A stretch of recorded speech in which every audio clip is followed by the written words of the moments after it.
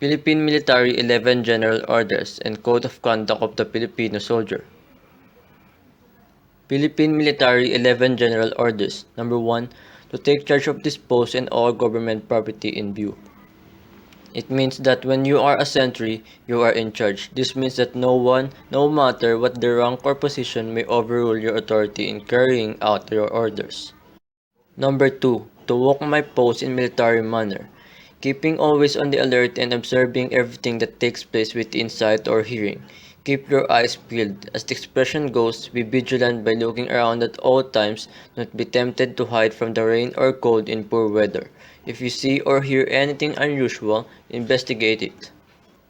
Number 3. To report all violation of order I am instructed to enforce. It means that report immediately any violation of orders apprehending to temporarily hold any offender.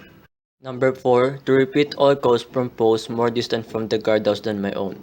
It means that if another sentry calls to the corporal of the guard and you are closer to the guardhouse than he is, repeat the call exactly as you heard it. Number 5. To quit my post only when properly relieved. It means that you should not leave your post until someone has come to take your place or until the petty officer of the guard has told you that the watch is no longer necessary.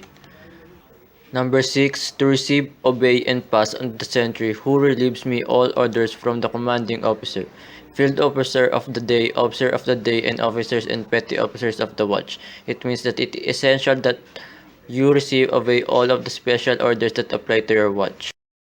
Number 7. To talk to no one except in the line of duty. It means that having conversation about matters not pertaining to your duty is distracting and must be avoided.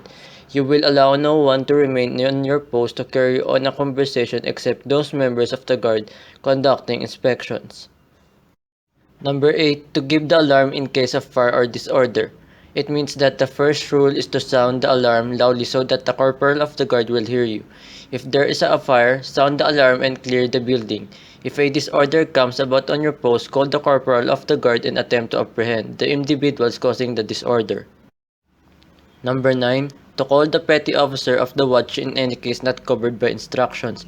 It means that the rule here is when in doubt, ask. If you are not sure what you are supposed to do in a particular situation, it is better to ask for clarification than to make an assumption or to guess. Number 10. To salute all officers and all colors and standards in that case. This means that even though you are in charge of your post and everyone, including officers, must obey your instruction insofar as they pertain to your duties, you must still extend the appropriate military courtesies. Both terms, colors, and standards refer to the national NC.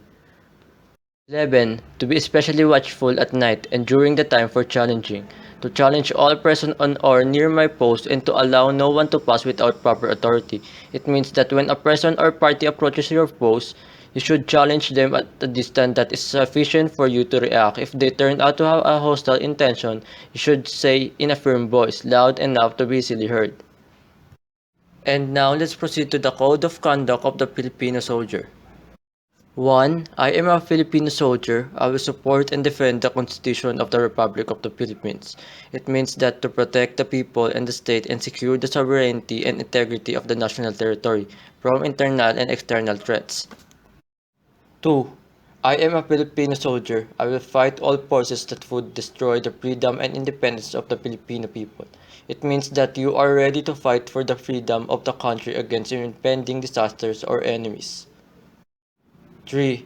I am a Filipino soldier. I will obey laws, legal orders of my lawful superiors at all times. It means that the AAP shall follow the chain of command. Every officer and soldier shall obey the lawful orders of his immediate officers. 4. I am a Filipino soldier. I will uphold the supremacy of civilian authority over the military in war or in peace.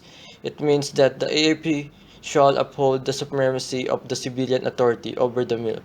The President as a Commander-in-Chief of all the armed forces shall exercise command and control over the armed forces.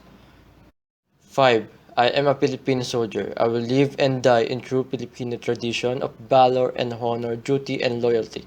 It means that the Filipino soldier has exemplified himself throughout history as a dedicated public servant who performed his task with a deep sense of responsibility and self-sacrifice by making himself available at all times whenever situation demands. To all this, I pledge my life, my treasure, and my priceless honor.